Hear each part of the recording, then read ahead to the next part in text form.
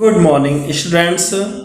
BEd second year अर्थात BEd द्वितीय वर्ष paper 10th BEd second year में पेपर 10th है जिसका नाम है क्रिएटिंग एंड इंक्लूसिव एजुकेशन अर्थात एक समावेशी शिक्षा का निर्माण। यूनिट 3 इकाई 3 के अंतर्गत आज हम जानेंगे टीम टीचिंग अप्रोच अर्थात टोली शिक्षण उपागम। इसका अर्थ टोली शिक्षण उपागम का अर्थ यह है कि इस प्रविधि का विकास सर्वप्रथम 1955 में हार्वर्ड विश्वविद्यालय में हुआ। इसके बाद यह प्रत्यय 1960 में ब्रिटेन में पहुंचा और ब्रिटेन में इसका विकास जे फ्रीमैन ने किया। धीरे धीरे इसका प्रयोग स्कूलों और कॉलेजों में होने लगा।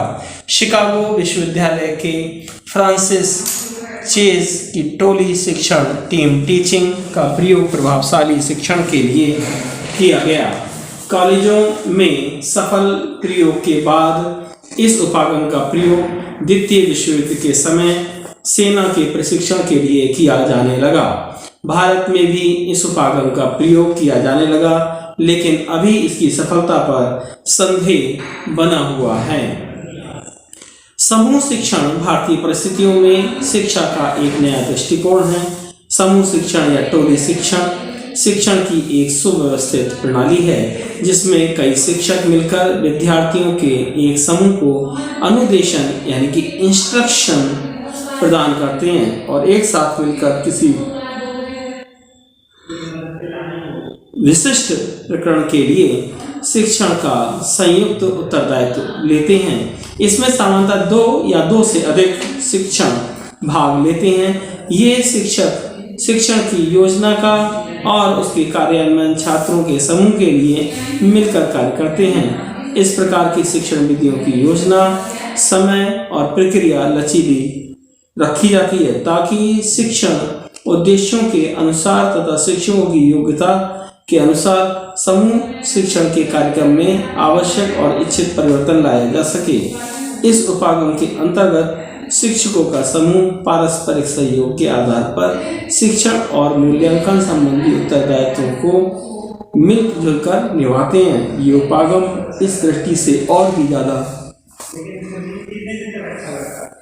महत्वपूर्ण तथा अद्भुत है क्योंकि इसके माध्यम से प्रत्येक शिक्षक अपने प्रभावशाली गुणों और क्षमताओं का अधिकतम प्रयोग कर सकता है। कुछ अध्यापक कक्षा शिक्षण अधिक प्रभावी ढंग से कर लेते हैं और कुछ प्रयोगशाला कार्य में अधिक दक्ष होते हैं तो कुछ अन्य सामग्री के निर्माण में। कहने का तात्पर्य यह है कि प्रत्येक शिक्षक का अपना अनूठा योगदान रहता है। समूह शिक्षण की सफलता शिक्षकों के उचित चयन पर निर्भर करती है। कार्य विभाजन से शिक्षकों का कार्यभार हल्का हो जाता है और उन्हें अपने हिस्से के कार्य को तैयार करने के लिए पर्याप्त समय भी मिल जाता है। छात्रों का इस उपागम में परिश्रम तो अधिक करना पड़ता है, लेकिन अधिगम की मात्रा कई गुना बढ़ जाती है। दल शिक्षण की कुछ विशेषताएं बाद में पहले परिभाषाएं इस प्रकार से हैं। डेविस बार्विक के अनुसार परिभाषा टोली शिक्षण का एक स्वरूप जिसमें कई शिक्षक अपने साधनों रुचियों और दक्षताओं को इकट्ठा कर लेते हैं और विद्यार्थियों की आवश्यकताओं तथा स्कूल की सुविधाओं के अनुसार उन्हें प्रस्तुत करते हैं तथा उपयोग में लाते हैं। जे लाइट्रम के अनुसार दल शिक्षण वह व्यवस्था है जिसमें 2 या 2 से अधिक शिक्षक अपने सहयोगियों के साथ शिक्षण नियोजन करते हैं, अनुदेशन करते हैं तथा मूल्यांकन भी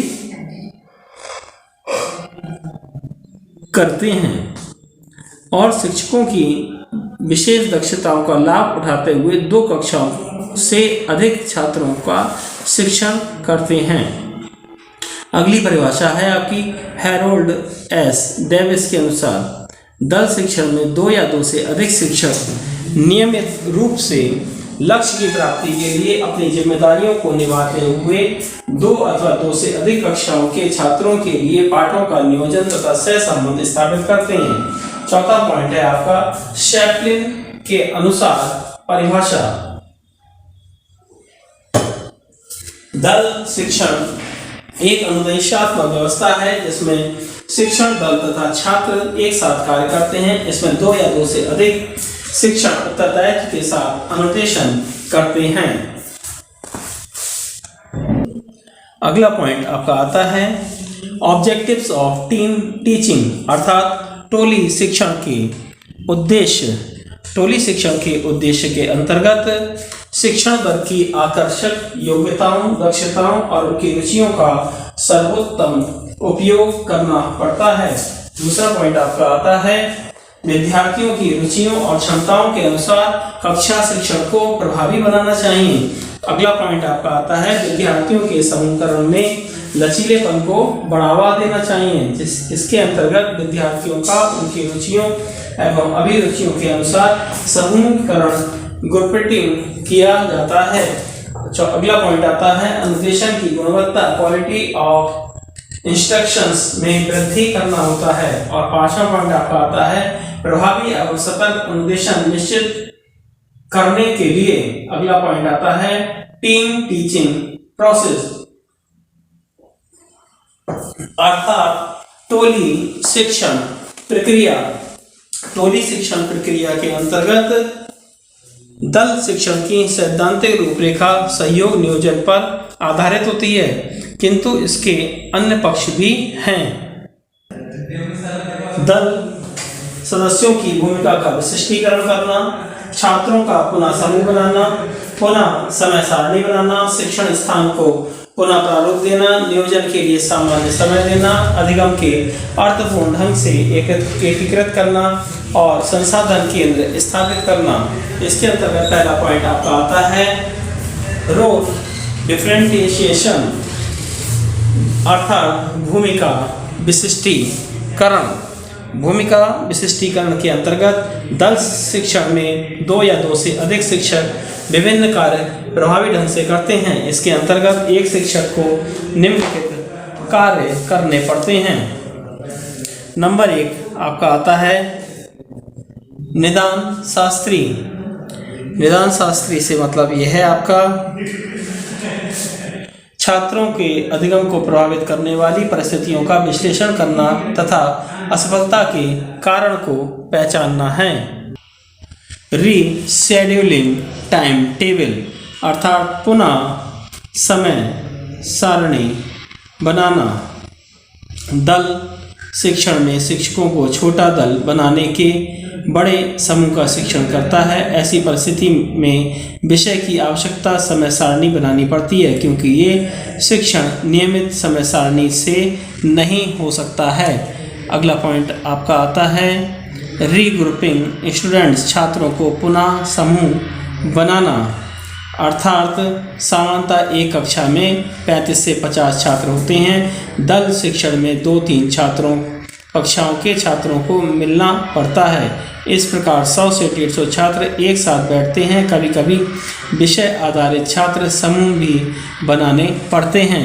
अगला 4th पॉइंट आता है रीशेपिंग टीचिंग प्लेस, अर्थात शिक्षण स्थान को पुनः प्रारूप देना।